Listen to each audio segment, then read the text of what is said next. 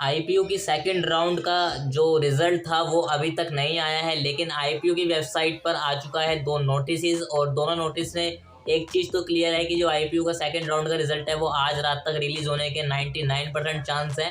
तो रिलीज कभी भी हो सकता है, बिकॉज पहला नोटिस जो है वो रिवाइज शेड्यूल है राउंड 2 के बाद का, कि जितनी भी आपकी चीज़ें हैं वो कब होने वाली हैं फ्रीज और फ्लोट, वो दोबारा से रिलीज कर दिया गया है। और आपका एक और नोटिस आया है जो स्टूडेंट को समझ नहीं आ रहा है, तो दोनों नोटिस के बारे में जल्दी से हम बात करते हैं और सीधा अब देखते हैं हम कि वो नोटिस में ऐसा क्या लिखा है जो आपके लिए काफ़ी इंपॉर्टेंट हो जाता है। तो वीडियो को बिल्कुल भी स्किप मत करना, कंप्लीट देखना। ये आप सभी देख सकते हो, हम आईपीओ की साइट पे आ चुके हैं और यहाँ पे बीटेक वाले सेक्शन में आप देखोगे अगर स्केड्यूल एंड नोटिस में, तो यहाँ पे आपको देखने को मिल जाएगा नोटिस।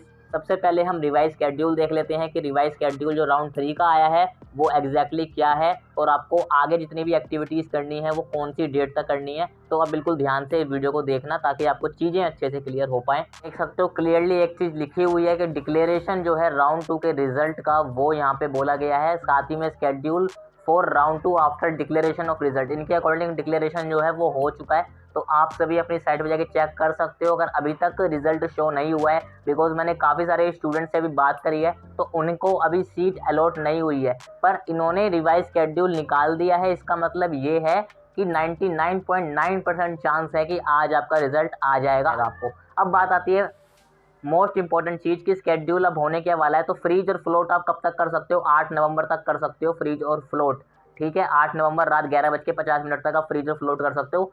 फ्रीज उन लोगों को करना है जिनको सीट अच्छी लगी है, उनको एडमिशन चाहिए। फ्रीज करने के बाद आप दोबारा से आगे वाले राउंड में पार्टिसिपेट नहीं कर सकते सिवाय स्पोर्ट राउंड के। ठीक है, और फ्लोट उन लोगों को करना है जो अपग्रेड करना चाहते हैं। अगर आपको सीट अलॉट हुई है तो मैं अगेन कह रहा हूँ, बहुत सारे स्टूडेंट्स ये गलती कर चुके हैं कि 40,000 रुपये पे नहीं करते वो सीट अलॉट होने के बावजूद। अगर आपको सीट अलॉट नहीं हुई है तो आपको पैसा नहीं देना है।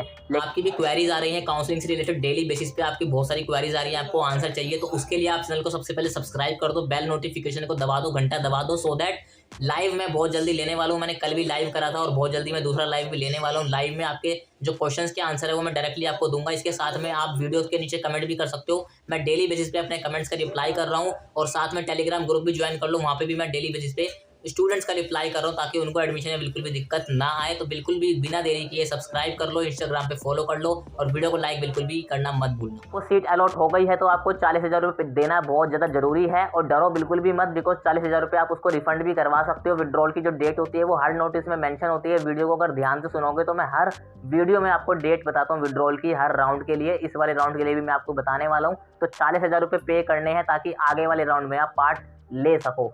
ठीक है, 8 नवंबर तक का आपके पास टाइम है फीस देने का, दे देना उस टाइम तक। प्रिंट करवाना है आपको, जो भी सीट अलॉट हुई है उसका प्रोविजनल लेटर प्रिंट करवा सकते हो आप 8 नवंबर तक। और फीस भी जो है, फीस का भी आपको प्रिंट करवाना है क्योंकि एडमिशन के टाइम पे रिक्वायर होता है। अभी से करवा लोगे तो एक सेफ्टी रहेगी आपके लिए, बाद में दिक्कत हो सकती है। अभी से करवा के रख लो प्रिंट, जो भी सीट आपको अलॉट हुई है, चाहे आपको लेनी हो या ना लेनी हो उससे फ़र्क नहीं पड़ता है। अभी से करवा के उसे अलग से रख लो अपने फोल्डर में।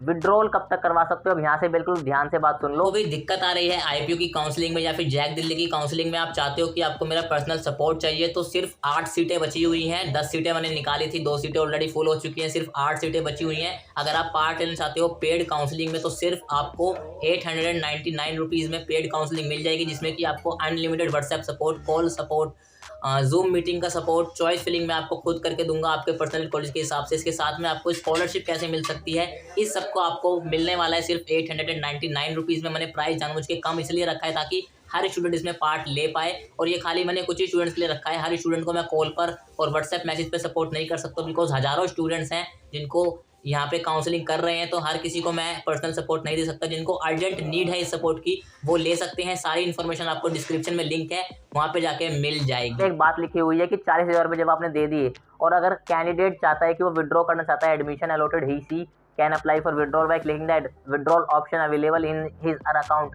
तो वो कब तक करवा सकता है? अगेन 8 नवंबर तारीख दी गई है। जितनी भी तारीख है अभी तक 8 नवंबर इन्होंने दी गई है। राउंड 2 के बाद की जो भी प्रोसेस होता है, तो 8 तारीख तक आप फीस को विड्रॉल करवा सकते हो इस राउंड की, यानी राउंड 2 को जो खत्म हुआ है इस राउंड की। राउंड 3 अभी स्टार्ट हो रहा है तो उसके बाद की विड्रॉल की डेट अलग से आएगी। तो अगर आपने अभी तक फीस पे करी थी या विड्रॉल करवाना चाहते हो तो 8 तारीख तक आपके पास समय है, करवा सकते हो। 100% आपको फीस रिफंड हो जाएगी, थोड़े बहुत चार्जेस कट के। ठीक है, अब आते हैं अगली पॉइंट पे। राउंड 3 कब से स्टार्ट हो रहा है? राउंड 3 स्टार्ट हो रहा है 9 तारीख से। अब उन बच्चों के लिए जिन्होंने आईपीयू में अभी तक अप्लाई नहीं करा था, आईपीयू एक और मौका दे रहा है। 9 तारीख से 11 तारीख तक रजिस्ट्रेशन दोबारा से स्टार्ट हो रहे हैं। चाहे आपने बिल्कुल भी रजिस्ट्रेशन नहीं करा था, चाहे आपने रजिस्ट्रेशन कर दिया था, काउंसलिंग फ़ी पे नहीं करी थी जो 1200 रुपये या 1000 रुपये जो भी आपकी रह गई थी, या फिर आपने फ़ीस भी पे कर दी थी, चॉइस फिलिंग नहीं कर पाए थे जिस वजह से आपका एडमिशन नहीं हो पाया था, काउंसलिंग में आपको सीट अलॉट नहीं हो पाई है। तो अगर आपने रजिस्ट्रेशन नहीं किया या फ़ीस पे नहीं करी है तो 11 तारीख तक आपके पास टाइम है। और अगर आपने चॉइस फिलिंग नहीं करी है तो उसके बाद यहाँ पे आपका चॉइस फिलिंग जो स्टार्ट हो रही है वो 13 नवंबर से 15 नवंबर के बीच में स्टार्ट हो रही है। आप अपनी पुरानी वाली चॉइस फिलिंग को एडिट कर सकते हो, मॉडिफाई कर सकते हो, डिलीट कर सकते हो, ऐड कर सकते हो, अपनी चॉइस फिलिंग को ठीक कर सकते हो, या नहीं करी है तो दोबारा कर सकते हो 13 नवंबर से 15 नवंबर के बीच में। डॉक्यूमेंट वेरिफिकेशन जो भी है, रिजर्व्ड कैटेगरी हो चाहे आपकी नॉर्मल कैटेगरी हो, चाहे जो भी डॉक्यूमेंट्स हो, वो 10 तारीख से लेकर 12 तारीख के बीच में आपका वेरिफिकेशन हो जाएगा, ऑनलाइन हो जाएगा। आपको कहीं जाने की ज़रूरत नहीं है। कुछ भी दिक्कत आती है तो आईपीयू की हेल्पलाइन पे आप कांटेक्ट कर सकते हो। आईपीयू की हेल्पलाइन के ऊपर मैंने ऑलरेडी वीडियो बनाई हुई है कि कैसे कैसे उनके नंबर है, कौन कौन सी ईमेल आईडी, आई कार्ड पे आप जाके उस वाली वीडियो को देख सकते हो। और अगर आपको कुछ भी ऐसी रिलेटेड दिक्कत आती है, डॉक्यूमेंट्स रिलेटेड जो कुछ समझ नहीं आ रहा, तो डायरेक्ट उनको कॉन्टैक्ट कर सकते हो। ठीक है, ये हो गई आपकी चॉइस फिलिंग की बात बता दी। राउंड 3 का रिजल्ट डिक्लेयर हो गया। 16 नवंबर को रिजल्ट डिक्लेयर हो जाएगा राउंड 3 का, 16 तारीख को। जैसे कि राउंड 2 का होने वाला था पहले, लेकिन उसका फिक्स नहीं था, तो ऐसे ही राउंड 3 का हो सकता है ये थोड़ा सा ड्रामा करें, बट फिलहाल जो तारीख दी गई है वो 16 नवंबर रखी गई है। उसके बाद स्लाइडिंग राउंड आपका स्टार्ट होने वाला है। राउंड 3 का रिजल्ट 16 तारीख को आ जाएगा, तो उसके बाद आप रिजल्ट देख सकते हो। और उसके बाद सीट आप फ्रीज कर सकते हो राउंड 3 की 21 तारीख तक, 40,000 रुपये 21 तारीख तक। तो ये बात की बात है, जितनी भी डेट्स हैं अभी आप अपने राउंड 2 के फ्रीज और फ्लोट और फीस पे के ऑप्शन पे फोकस करो। और अगर बात रही यहाँ पर स्लाइडिंग राउंड की, तो स्लाइडिंग राउंड का जो रिजल्ट है यहाँ पे 22 तारीख को डिक्लेयर कर दिया जाएगा। स्लाइडिंग राउंड के लिए आप दोबारा से रजिस्ट्रेशन नहीं कर सकते। अगर आपको स्लाइडिंग राउंड में पार्टिसिपेट करना है, जिसमें कि मैंने आपको ऑलरेडी बताया क्या क्या बेनिफिट्स हैं, अगर आपको सारे बेनिफिट जानने हैं स्लाइडिंग राउंड के, आई कार्ड पे आप जाके वीडियो को देख सकते हो। उसमें आउटसाइड दिल्ली वालों को बहुत तगड़ा बेनिफिट मिल सकता है। तो स्लाइडिंग राउंड में अगर आपको पार्ट लेना है तो राउंड 3 में आपको पार्ट लेना जरूरी है। राउंड 3 में पार्ट लेने के लिए 9 तारीख से 11 तारीख बिल्कुल भी मिस मत करना। सेव करके रख लो, रिमाइंडर करके रख लो। स्लाइडिंग राउंड में अगर आपको बैठना है तो राउंड 3 में पार्टिसिपेट करना ही पड़ेगा।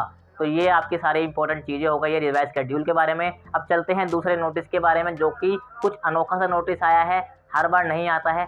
वो क्या है देखते हैं। इसके सामने मैंने दूसरा नोटिस खोल लिया है। यहाँ पे इस नोटिस में लिखा हुआ है allocation of unique rank to JEE qualified candidates for the academic session 2021-22, यानी कुछ स्टूडेंट्स को यहाँ पे यूनिक रैंक एलोकेट हुई है। अब ये क्या है, यहाँ पर आप पढ़ सकते हो उसको, मैं आपको टेलीग्राम में भी शेयर कर दूँगा इस नोटिस को। यहाँ पे हुआ क्या है इस बार की जो जेई की रैंक थी वो काफ़ी सारे स्टूडेंट्स की कॉमन रैंक है। जैसे आपकी रैंक 12,000 है और मेरी रैंक भी 12,000 है। तो कई बार ऐसा हुआ है, इन्होंने ऑब्जर्व किया है आईपीयू में जब यहाँ पे सीट अलॉटमेंट हो रही थी कि एटलीस्ट 2 कैंडिडेट्स की जेई ने सेम रैंक दे दी है। तो सेम रैंक है, यूनिफाइड रैंक नहीं है, यूनिक रैंक नहीं है, जिस वजह से आईपीयू को सीट अलॉटमेंट में देने में उनको दिक्कत हो रही है।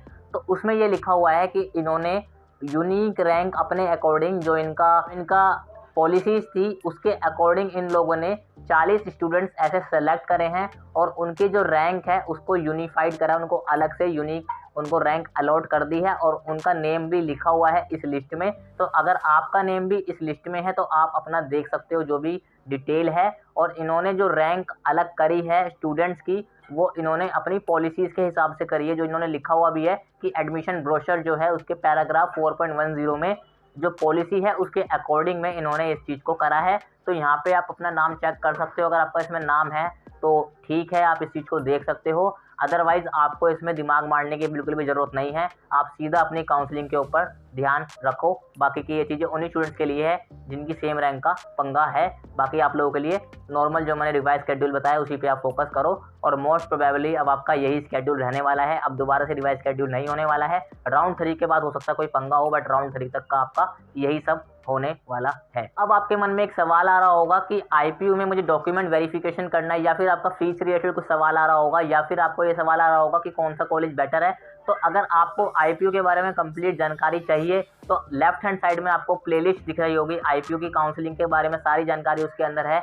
और अगर आपको आईपीयू के हर एक कॉलेज के बारे में डिटेल में जानना है, मैंने हर कॉलेज का रिव्यू करा हुआ है, उसको आप जाके देख सकते हो। राइट हैंड साइड में आपको प्लेलिस्ट दिख जाएगी जिसमें कि आपको बिल्कुल जेन्युइन प्रैक्टिकल रिव्यू मिल जाएंगे आईपीयू के कॉलेजेस के। तो अब इसी के साथ मिलते हैं अगली वीडियो में। जब तक के लिए stay smart, take care of yourself, good bye.